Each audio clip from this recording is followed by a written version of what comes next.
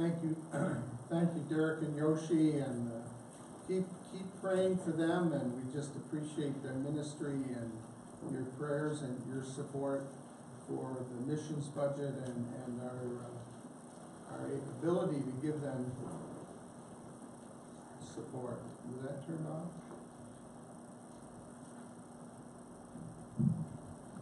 Okay.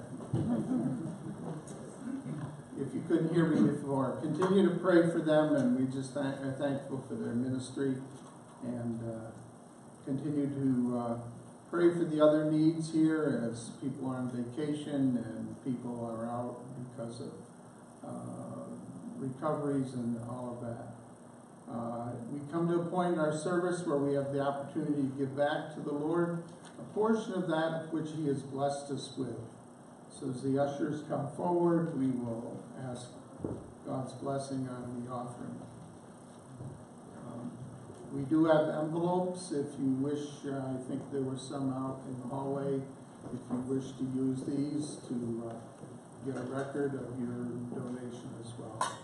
Lord, I just thank you for this morning and your spirit in our midst. I just thank you for this tremendous presentation from Derek and Yoshi, and thank you for their family being here.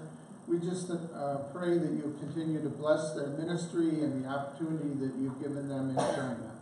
Now take this offering that we're about to get and use it to bless our ministry, to further your ministry here, that you will be glorified. We ask it in your name. Amen.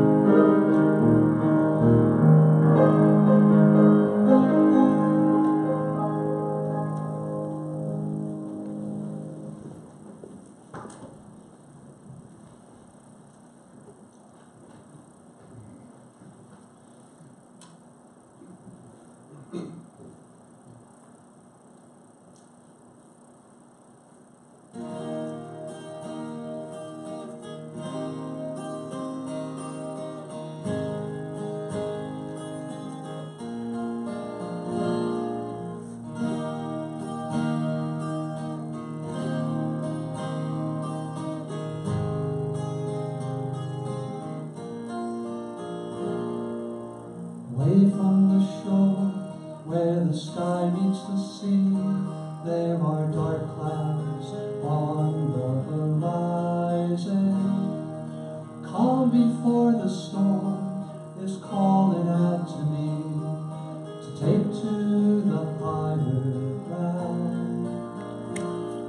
A word to the wise is sufficient. Only a fool would ignore.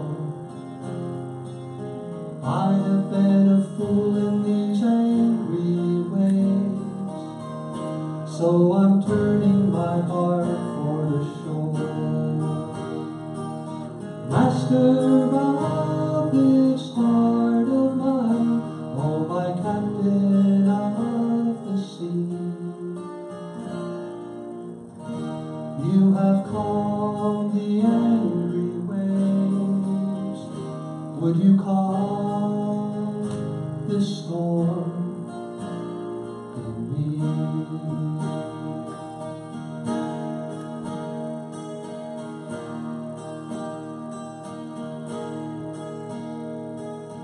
Most of my life I've heard a siren song, whispering my name in the night time.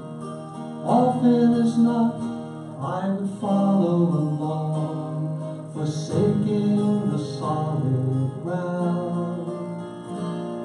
But sailing through uncharted waters is not the life that it seemed to be.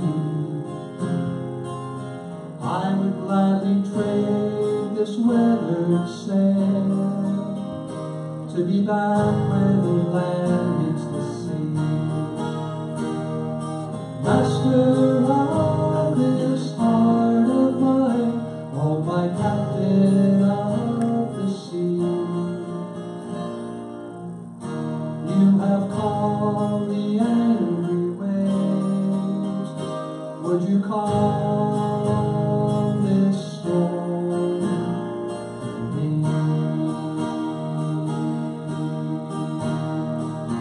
Master of this heart of mine, oh my captain of the sea,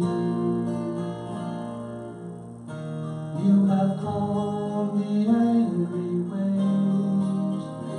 Would you calm this storm in me?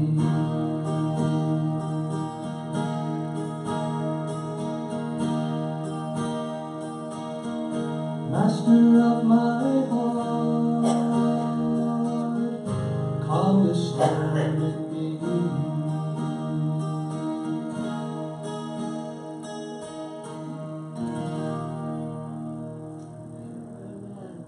So before Derek comes to share the word with us this morning, if any of our young folks would like to head out to Children's Church, now would be a great time to do that. Thanks.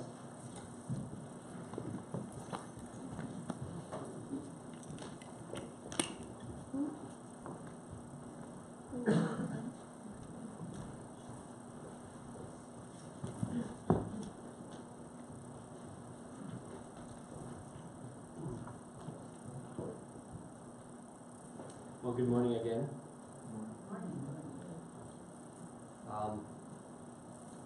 I love old books. Okay, I was just making sure that we have continuous mic problems.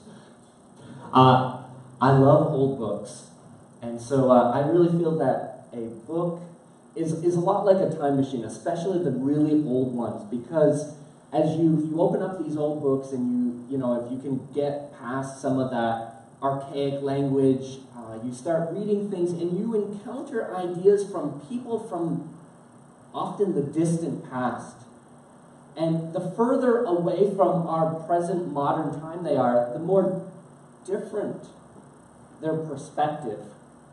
And as you read these old books, sometimes you find that their ideas are really quite similar to modern times, and you find out, oh, this book was written in the 1700s, but it seems like it could be speaking to us today. But other times, you find these ancient books that have such a different perspective on things. and different in a surprisingly good and refreshing way. And so, as a reader of old books, when I was attending Websterville, often I encountered some of those old books for the first time in the back, in the little library back there. I would find these old books and start reading them, and they were really amazing. One of my favorite topics to read about as a teacher is old books that deal with educational topics. And the perspectives on education from the past are often very different from modern times, and I'd love to hear what these old authors have to say. One of my favorites is an old book called The King's Mirror. And it was written around 1250 AD, so it's a really old book. And it was written by one king to educate his son so that his son could be the kind of king he was supposed to be. And so the king spoke to his son in this book. And the book is a series of dialogues. There are 70 dialogues between the father and the son about all sorts of topics. The focus is how to live wisely in this world. Not just as a king, but as a person. And so the topics include nature and skills, spirituality, moral matters, business, relationships, how to live an honorable life as a man, and leadership. And so this is an amazing book, and I love this book. It's available freely online if you're ever interested. But more than The King's Mirror and a lot of these old books, I love the Bible. And we know that most of the books in the Bible are close to 2,000 years old, or even much, much older, some of them. And among the books in the Bible, one book that stands out to me so powerfully is the book of Psalms. Because I feel like the Psalms are written and express honest people's struggles with life. And so Psalms is about this authentic and real spirituality. It's about living real in the real world. And so I love reading the Psalms. And sometimes you encounter things in the Psalms, you're like, ooh, are we allowed to say stuff like that? Yes. The important thing is that we are open and honest with God and with each other. And that's why I love Psalms, because it's real people in the messiness of life. And so any chance I get, I try to preach and teach from the book of Psalms, because we're real people. And life is messy and difficult and hard more often than not, it seems. And so I have a psalm to share with you that has become probably my most favorite of all the psalms. It's Psalm 91. I discovered this psalm about the time Solon was born, which is 2001, my son. And if I were to give this psalm a title, we could call it a parent's psalm. But as we read through it, you'll notice it doesn't mention parents anywhere in the entire psalm. So why this title? Well, one of the ancient Jewish sources, again an old book, says that this psalm was written as a dialogue between King David and his son Solomon, who was to be the next king. A lot like the King's Mirror. Another old Jewish book also says that it was also used by a Hebrew priest to train the up-and-coming priests.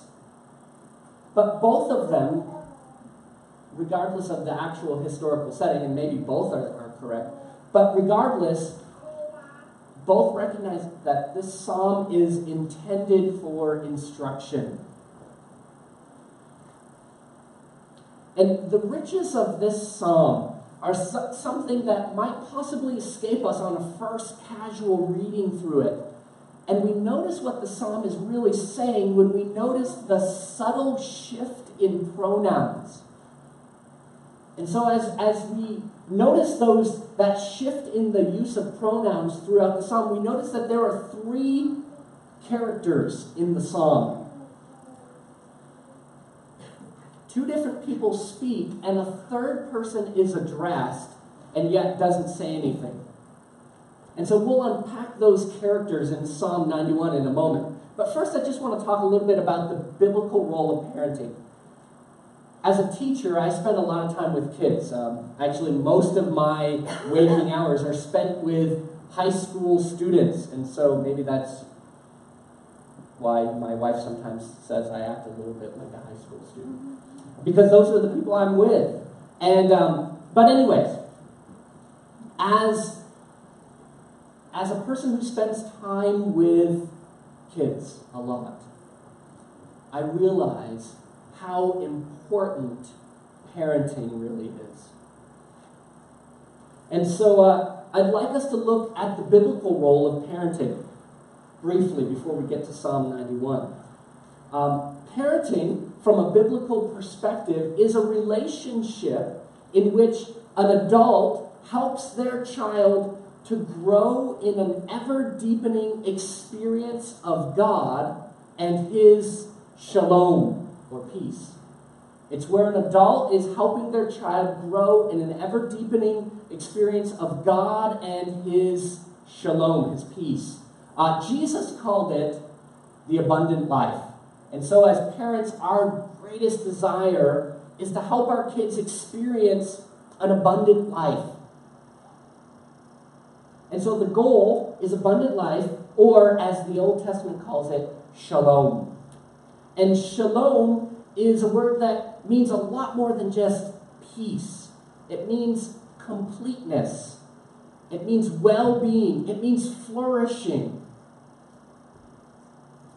And it addresses the whole person. It's not just a spiritual word. It's not just a physical word. It's not just an emotional word or a social word. It's all of those.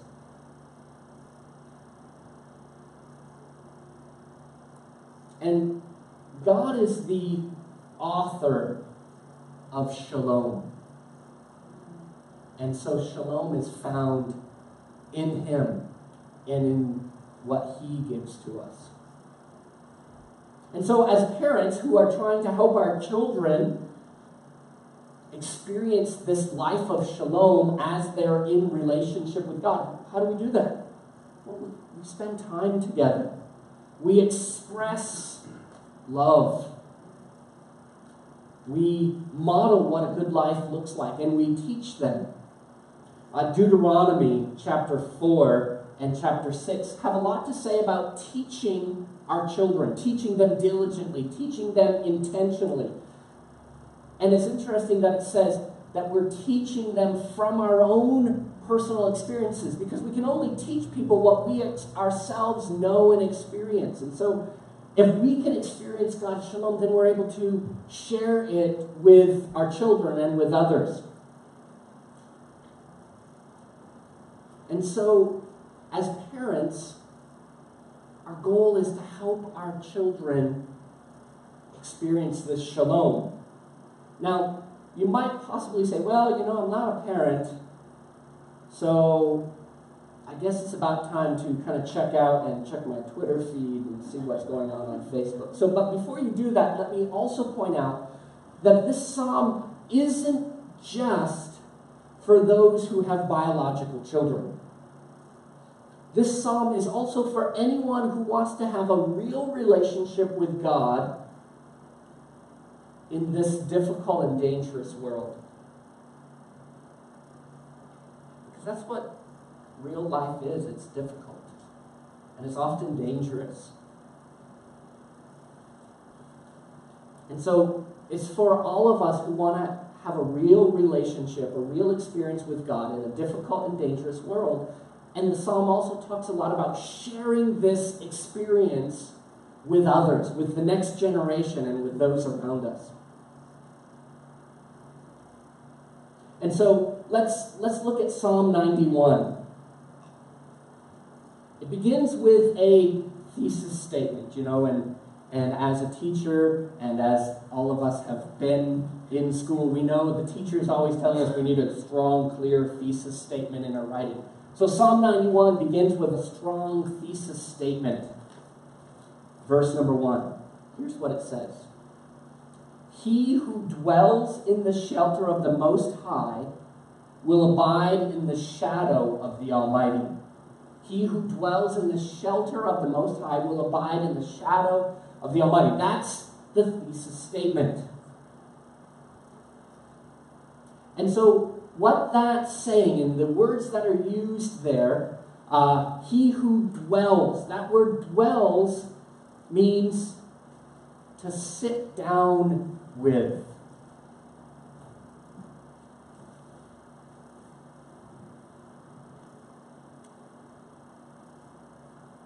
Our life in China is often pretty busy. And we've been back here in Vermont for not long enough. But my favorite memories these last couple of weeks have been those times when I've just sat down with my parents, my brother, my sisters. We just sit down together. We're in each other's presence. We're enjoying each other. And sometimes we're not even really talking. And so this is what this psalm is about. It's about sitting down with God. Often, for those of us who are trying to read our Bibles, we rush through a chapter a day to keep the devil away, and then I'm on my way out the door. Well, yeah, it's important to be reading our Bible, but we also need to make sure that we're not just rushing through it so I can check it off the list. This psalm talks about dwelling with God, sitting down with Him in His presence. Life's frantic and busy, and we need those times of just sitting down in God's presence. We don't even really need to say anything sometimes. Just sit there. So he who dwells in the shelter of the Most High will abide in the shadow of the Almighty. And again, if that one word dwell, sit down with, isn't enough, the next word abide means to stay with, and almost always the word means like to stay overnight, to tarry, to rest with God, or to put it in kids' language, have a sleepover with God. Dwell with God and abide with Him. And I think that's the antidote for our crazy, busy, difficult lives. To sit down with God. Have a sleepover with God. And we're dwelling in the shelter, the hiding place of God. In the shadow, close to the protective side of God. Now, personal space is a very cultural thing. Here in the U.S., personal space is about like this. This is about the right amount of personal space. However, in China, personal space is more like this. And so you're standing like right up in somebody's face, and they're a complete stranger. And we really do experience people in our shadow, right there. And so this psalm is talking about being in God's shadow. That's right up, pressed against His side, in His shadow. And that's what this psalm has for us. It says dwelling in God's presence, right there in that on His protective side, in His shadow. So that's the thesis statement of this psalm. And then the next verse goes on, and the speaker gives his response, his personal experience to the thesis statement. Notice the pronoun.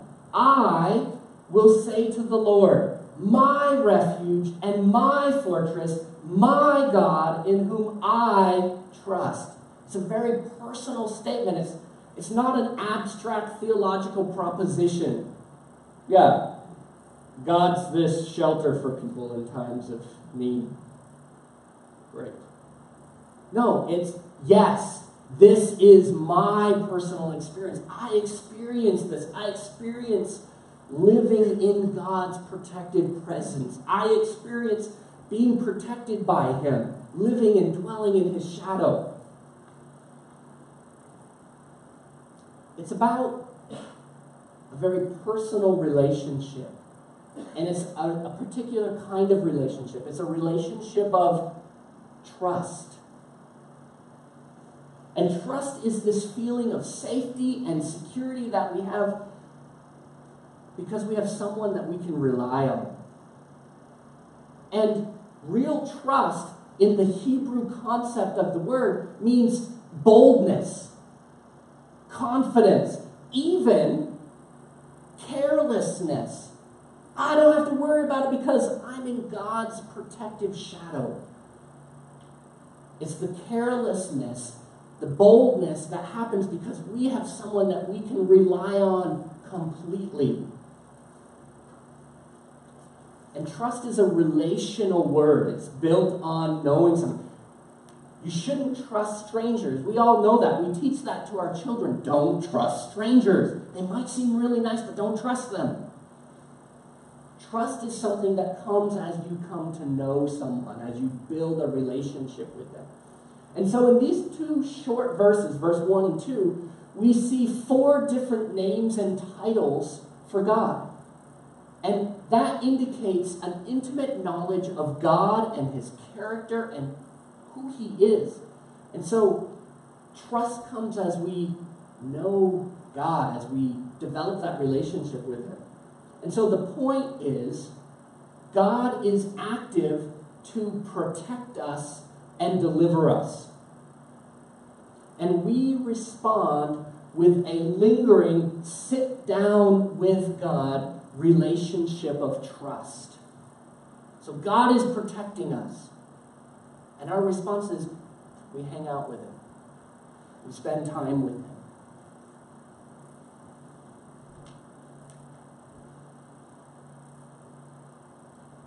The speaker in verse 2 affirms that he has experienced this reality. It's not just this abstract theological proof. He's speaking to someone and he's saying, yes, this is true. Yes, this is my experience. Yes, this is how I live my life.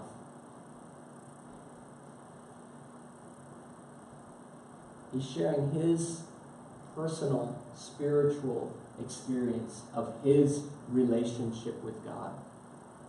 And so now we move on to verses 3 through 13. And this is a parent's teaching for their child. And before we go on to this section of 10 verses 3 through 13, we need to recognize that the book of Psalms, and Psalm 91 in particular, is poetic. It's poetry. And poetry uses imagery and language to illustrate a main point. And the main point in this section is about trusting God in the difficulties and dangers of real life. So verses 3 and 4. He will cover you with his pinions. Or excuse me, let me back up. Verse 3. For he will deliver you from the snare of the fowler and from the deadly pestilence. He will cover you with his pinions, and under his wings you will find refuge. Birds protect their babies under their wings. And that image is used to describe that's what God does. He protects us. He covers us. He gives us refuge and protection by his presence. See, Kurt has a bunch of chickens, and the chickens protect their babies. But the babies are only protected from the cat that wants to eat them. Happens. If the baby is in the presence of the mom. See, the baby can't be way down there and have the mom protect it from a cat. The baby has to be in the presence of the mother to be protected. And again, the emphasis here is God's protective presence for us. You know, and sometimes in those difficulties and those dangers, we get angry at God. We get angry and we start going away from Him. And the anger is understandable. But we need to press in close to Him in those difficulties and dangers, because it's His presence is where we find that protection.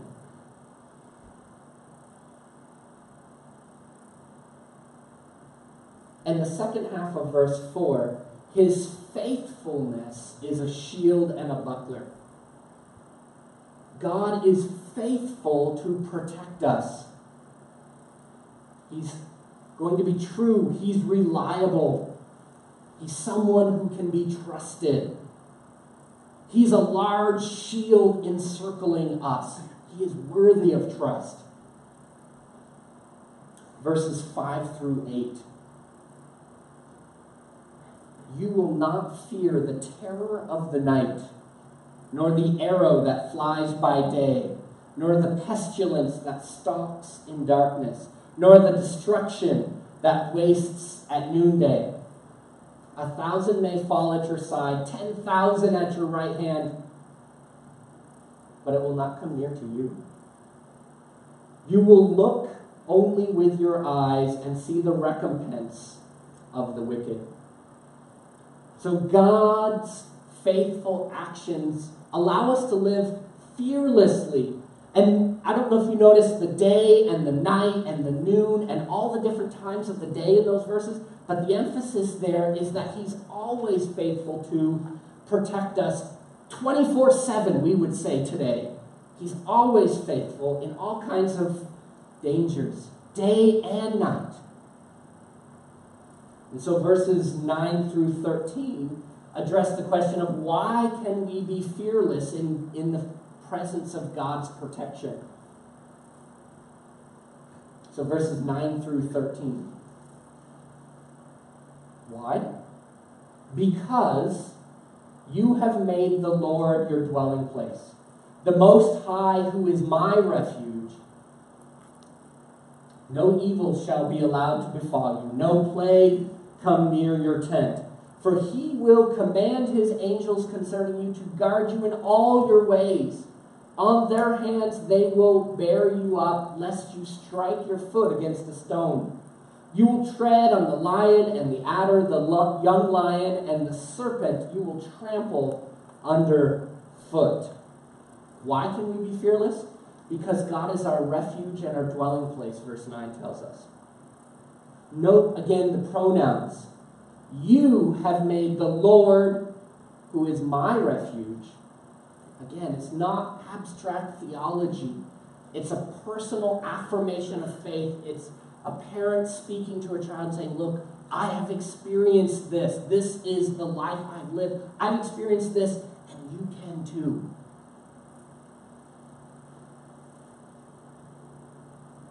He commands His angels to watch over.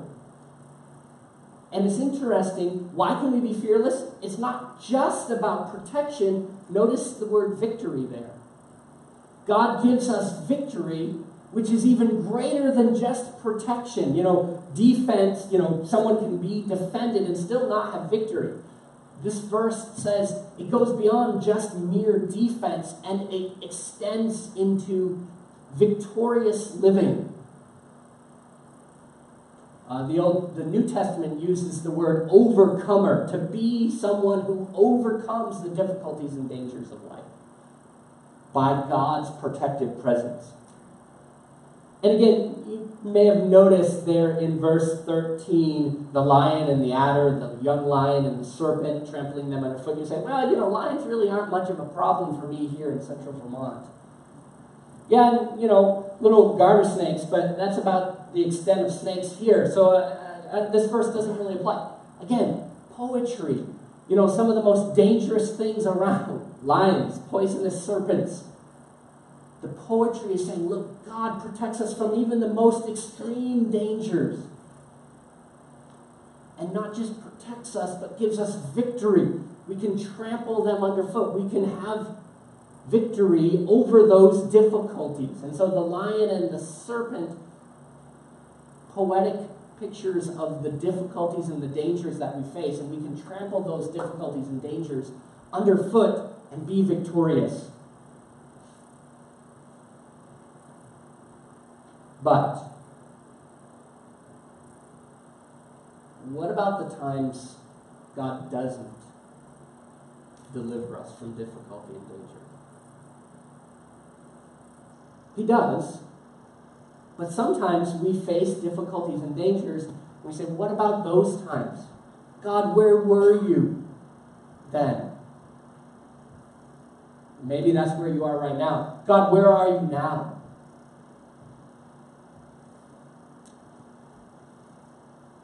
The main point here is God is showing us through vivid imagery and poetic language. He says He is worthy of our trust. And in those difficult times, even when we're saying, God, where are you? Don't run from Him, but draw close to His side. And the Bible has a description of trust, and we see it in the life of Job, who endured incredible difficulty and hardship. Job 13:15. Job demonstrates, he speaks and says what trust really is. Job says, even though God slay me, even though God kills me, yet will I put my hope in Him. That's trust. Not only is the psalm about protection and victory, it's also about God's presence. And probably most strongly, it's about God's presence. And no matter what we're going through, God is present with us, even when we suffer.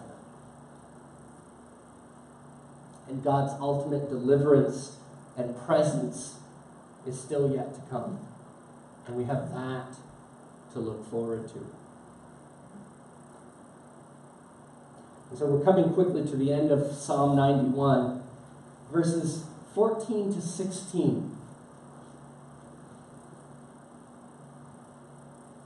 There's a change in speaker, and if we don't notice the subtle shift of pronouns, we might miss it. But now there's a new speaker. So all the way through verse 13, there's been one speaker addressing somebody else. And now we've got a new speaker who's going to speak. And here's what this new speaker says. Because He holds fast to me in love, I will deliver him. I will protect him because He knows my name. When He calls to me, I will answer him. With a long life, I will satisfy him and show him my salvation.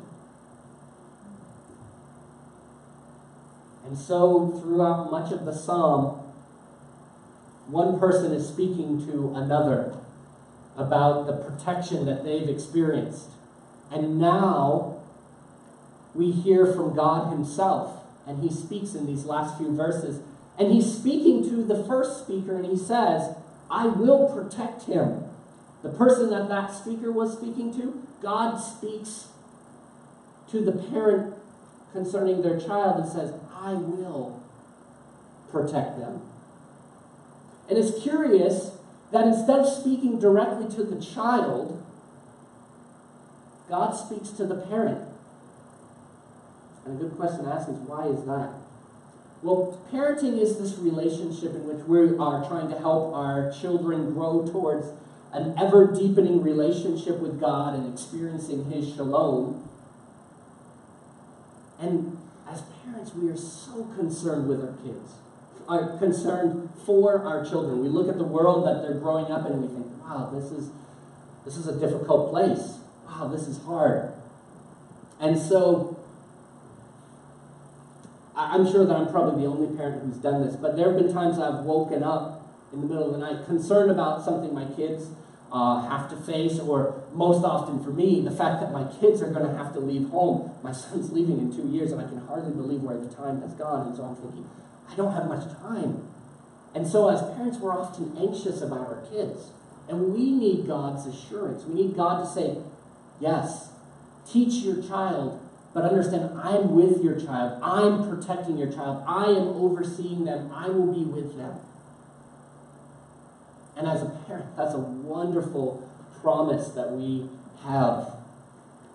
And so that allows us as parents to be fearless concerning our own children. And verse 14 presents the goal and the outcome of our teaching. It is that they would know and love the Lord. And so loving and knowledge are linked together because God is the only true source of abiding peace. Everything else just seems to be very fleeting, and we grab a hold of something and it just slips through our fingers. God gives us an abiding sense of peace. And in God's words in verse 14 through 16, we see a 7-part promise that's given to the one who loves and knows him. God says, I will deliver him. And we can take this promise for ourselves and for our children. I will deliver him. I will set him securely on high. I will answer him when he calls upon me. I will be with him in trouble. I will rescue him and honor him. I will satisfy him with a long life. I will let him see my salvation.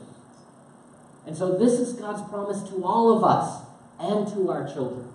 These 7 amazing promises God makes without reservation for us. And so as parents, it's comforting to know that it's not going to be all on us. And so as we wrap this up, 4 applications that I see in Psalm 91. And again, this is not just for physical, biological parents. It's for all people who want to have a real relationship with God in a difficult and dangerous world, and to share that experience with others. So it's for all of us. First of all, we can trust God. We can rely on his presence and his protection. We can make bold statements of trust, and we can teach and share our spiritual experience with others. A third one, as people who teach, as parents teaching our children, the goal of teaching is relational, that those that we teach would know and love the Lord. And the fourth one, specifically for parents, is we can trust God's promise to take care of our children. Let's pray. Father, I pray that we would experience your protective presence. Lord, I pray that we would sit and dwell with you, that we wouldn't just rush through our days frantically, but that we would make it a point and purpose in all the busyness to take time to sit in your presence with you. Lord, help us to trust you. Jesus, we give our lives to you. We know that our lives are in your hands. We just pray that you would be with us, protecting us and giving us victory in all of the difficulties and the dangers that we face. But help us, like Job, to be men and women who trust you even in the difficult times. Jesus, I ask this by your mighty name. Amen.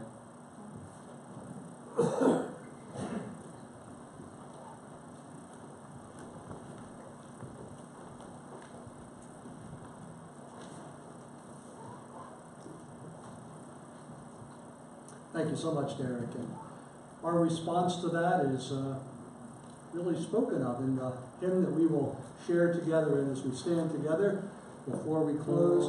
Near to the heart of God this week, will we be in that protected place of the name, near to the heart of God.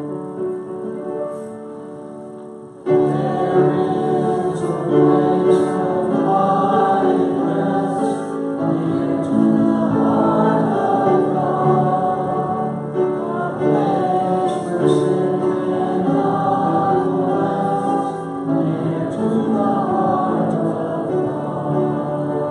Oh, Jesus Christ, Redeemer, sent from the heart of God. Oh, God, you wait before me, near to the heart of God. There is a place of comfort sweet, near to the heart of God, a place where we are safe and meek, near to the heart of God. Jesus Christ, Redeemer, sent from the heart of God. Oh, hearts who wait before me, near to the heart of God. There is a place of holy peace, near to the heart of God, a place where all is joy and peace, near to the heart of God. Oh, Jesus, blessed Redeemer, sent from the heart of God. Oh, hearts who wait before me, near to the heart of God.